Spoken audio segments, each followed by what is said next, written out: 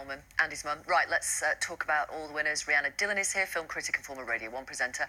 Emma Bullimore, entertainment reporter. And Amancay Tapia, who's directed award-winning short films like Rescue Me and Campo de Battaglia. Welcome, all of you. OK, let's go through the big three. Best Picture, Best Actor, Best Actress. Did the right ones win? I think so. There weren't any sort of huge shocks. It's the people that have been winning through the whole award season. Shape of Water managed to steal it from 3 billboards, which was maybe a little bit of a surprise, but it was leading the nominations. Frances McDormand, Gary Oldman, it was always going to happen, and well done to them. Frances McDormand, she'd made so many good speeches along the way. This one had to be a big one, and boy, was it. What do you think, Rhianna? Oh, yeah, absolutely agree. I mean, Gary Oldman, I think, is one of those awards, I call it like a sort of legacy award, where this might not be the best role ever for him, but he's done so many incredible films in his career, and the fact that this is his very first Oscar is quite shocking. What did you think as a director?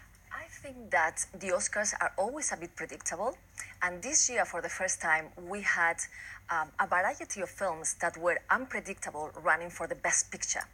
In the end... What do you put that down to? Just because they were so good, or is there something changing? They were a bit edgy. We had, like, films that had this independent filmmaking edge to it, more like Sundance Film Festival than the Oscars, say Get Out, Lady Bird. In the end, they went for the safe film that was The Shape of Water. This was the one film out of all the films that didn't really make a statement. It was a fantastic film.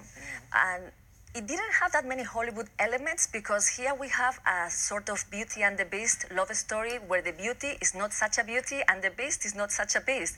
But what they are, these characters, they are very human, and that's what makes this film such a heartwarming story. Were any of you surprised that the Me Too movement didn't get more of a mention?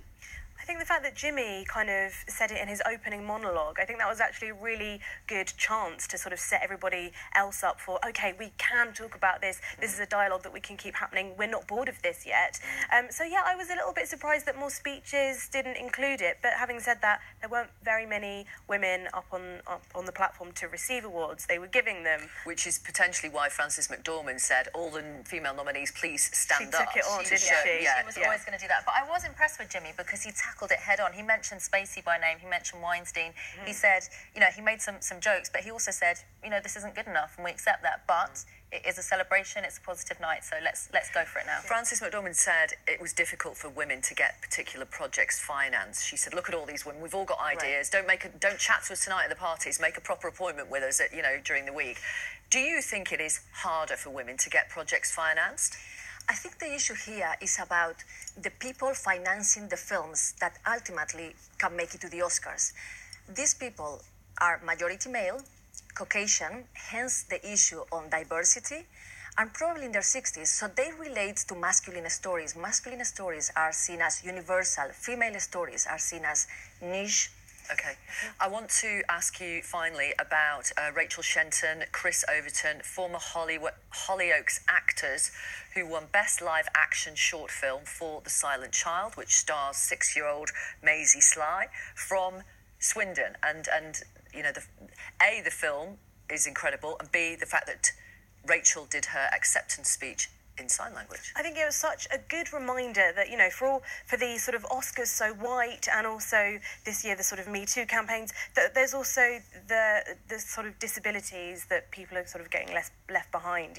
We do need to be so much more inclusive across the board, and that was such a brilliant, sweet, lovely way. Instead of making it political, it was just like, this is my way of being inclusive, and this is a way that we can all step it up a little bit. I did say finally. I actually mean finally now.